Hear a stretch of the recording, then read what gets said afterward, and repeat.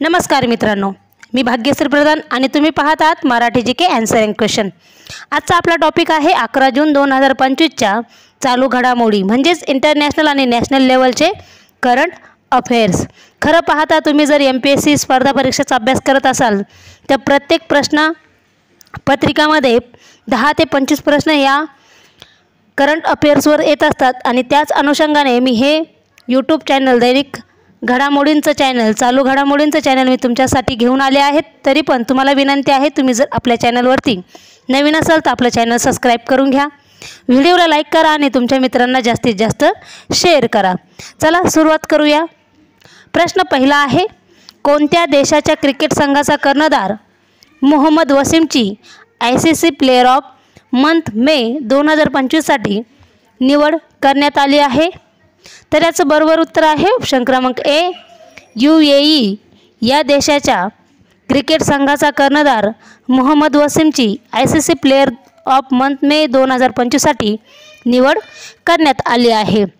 मित्रांनो, येणाऱ्या काही महिन्याच्या आत खूप स्पर्धा परीक्षांच्या जागा निघणार आहेत, भरगच्च अशा जागा तुमच्या सर्वांसाठी निघणार आहेत। परंतु आपल्याला एकाच जागेसाठी एकाच पोस्टसाठी अभ्यास करायचा आहे आणि अभ्यास हा जिद्दीने चिकाटीने करायचा आहे। मेहनत केली तर हे फळ कधी ना कधी मिळतच असतं। फक्त प्रयत्न सोडायचे नाहीत आणि अभ्यास हा मन लावून करायचा असतो। प्रश्न दुसरा आहे, ICC player of month May 2025 main पुरस्कार कोणाला जाहीर करण्यात आला आहे? तर याचं बरोबर उत्तर आहे ऑप्शन क्रमांक सी, मोहम्मद वसीम यांना ICC player of month May 2025 main पुरस्कार जाहीर करण्यात आला आहे। पुढचा प्रश्न आहे नंबर 3, कोणत्या राज्याने सीमा पर्यटन उपक्रमाची सुरुवात केली आहे? तर याचं बरोबर उत्तर आहे ऑप्शन क्रमांक बी, हिमाचल प्रदेश या राज्याने सीमा पर्यटन उपक्रमाची सुरुवात केली आहे। पुढचा प्रश्न आहे नंबर 4, 16व्या वित्त आयोगाच्या अर्धवेळ सदस्यपदी कोणाची नियुक्ती करण्यात आली आहे? तर याचं बरोबर उत्तर आहे ऑप्शन क्रमांक डी, टी रविशंकर यांची 16व्या वित्त आयोगाच्या अर्धवेळ सदस्यपदी नियुक्ती करण्यात आली आहे। पुढचा प्रश्न आहे नंबर 5, वित्त आयोगाची तरतूद राज्यघटनेच्या कोणत्या कलमात आहे? तर याचं बरोबर उत्तर आहे ऑप्शन क्रमांक सी, 280 घटनेच्या 280 कलमात वित्त आयोगाची तरतूद राज्यघटनेमध्ये करण्यात आली आहे। पुढचा प्रश्न आहे नंबर 6, कोणत्या विधानसभेने नॅशनल ई-विधान ॲप्लिकेशन सुरू केले आहे? तर याचं बरोबर उत्तर आहे ऑप्शन क्रमांक बी, पुदुचेरी या विधानसभेने नॅशनल ई-विधान ॲप्लिकेशन सुरू केले आहे। पुढचा प्रश्न आहे नंबर 7, फर्टिलायझर असोसिएशन ऑफ इंडियाच्या अध्यक्षपदी कोणाची निवड झाली आहे? तर याचं बरोबर उत्तर आहे ऑप्शन क्रमांक ए, शैलेश सिंह मेहता यांची फर्टिलायझर असोसिएशन ऑफ इंडियाच्या अध्यक्षपदी निवड करण्यात आली आहे। मित्रांनो, व्हिडिओला लाईक करत चला, तुमच्या मित्रांना शेअर नक्की करा। पुढचा प्रश्न आहे नंबर 8, 4th इंडियन सेंट्रल आशिया डायलॉगचे आयोजन कोठे करण्यात आले आहे? तर याचे बरोबर उत्तर आहे ऑप्शन क्रमांक डी, नवी दिल्ली येथे 4th इंडिया सेंट्रल आशिया डायलॉगचे आयोजन करण्यात आले आहे। पुढचा प्रश्न आहे नंबर 9, कोणत्या देशाचा माजी क्रिकेट खेळाडू मॅथ्यू हेडन याचा ICC हॉल ऑफ फेममध्ये समावेश झाला आहे? तर याचं बरोबर उत्तर आहे ऑप्शन क्रमांक बी, ऑस्ट्रेलिया या देशाचा माजी क्रिकेट खेळाडू मॅथ्यू हेडन याचा ICC हॉल ऑफ फेममध्ये समावेश झाला आहे। पुढचा प्रश्न आहे नंबर 10, कोणत्या राज्यातील रोहिणी ग्रामपंचायतीला राष्ट्रीय ई-गव्हर्नन्स पुरस्कार 2025 अंतर्गत सुवर्ण पदक देण्यात आले आहे? तर याचं बरोबर उत्तर आहे ऑप्शन क्रमांक डी, महाराष्ट्र या राज्यातील रोहिणी ग्रामपंचायतीला राष्ट्रीय ई-गव्हर्नन्स पुरस्कार 2025 अंतर्गत सुवर्ण पदक देण्यात आले आहे।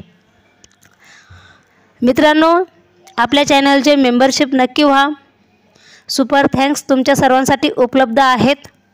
सुपर थँक्स पण दिलं तर चांगलंच आहेत।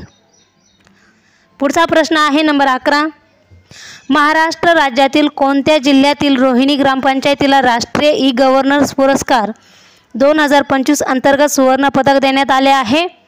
तर याचं बरोबर उत्तर आहे ऑप्शन क्रमांक सी, धुळे या जिल्ह्यातील रोहिणी ग्रामपंचायतीला राष्ट्रीय ई गव्हर्नन्स पुरस्कार 2025 अंतर्गत सुवर्ण पदक देण्यात आले आहे। पुढचा प्रश्न आहे नंबर 12, 28वी नॅशनल ई गव्हर्नन्स परिषद 2025 कोठे आयोजित करण्यात आली आहे? तर याचं बरोबर उत्तर आहे ऑप्शन क्रमांक ए, विशाखापट्टणम येथे 28वी नॅशनल ई गव्हर्नन्स परिषद 2025 आयोजित करण्यात आली आहे।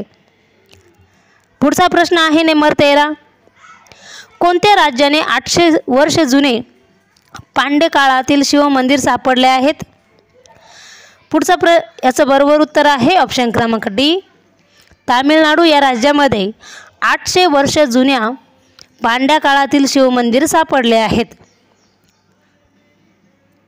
पुढचा प्रश्न आहे नंबर 14, कोणत्या देशाचा माजी क्रिकेट खेळाडू हाशिम आमला याचा ICC हॉल ऑफ फेम मध्ये समावेश झाला आहे? तर याचं बरोबर उत्तर आहे ऑप्शन क्रमांक बी, दक्षिण आफ्रिका या देशाचा माजी क्रिकेट खेळाडू हाशिम आमला याचा ICC हॉल ऑफ फेम मध्ये समावेश झाला आहे। पुढचा प्रश्न आहे नंबर 15, तामिळनाडू राज्यात किती वर्ष जुने पांड्य काळातील शिवमंदिर सापडले आहेत? तर याचं बरोबर उत्तर आहे ऑप्शन क्रमांक ए, 800 वर्षापूर्वीतील तामिळनाडूमध्ये जुने पांड्या काळातील शिवमंदिर सापडले आहेत। पुढचा प्रश्न आहे नंबर 16, खालीलपैकी कोणत्या भारतीय क्रिकेट संघाचा माजी कर्णधाराचा ICC हॉल ऑफ फेममध्ये समावेश झाला आहे? तर याचं बरोबर उत्तर आहे ऑप्शन क्रमांक सी, MS धोनी यांचा भारतीय क्रिकेट संघाच्या माजी कर्णधाराचा ICC हॉल ऑफ फेममध्ये समावेश झाला आहे। पुढचा प्रश्न आहे number 17, MS Dhoni ICC hall of फेममध्ये समावेश होणारा कितवा भारतीय खेळाडू आहे?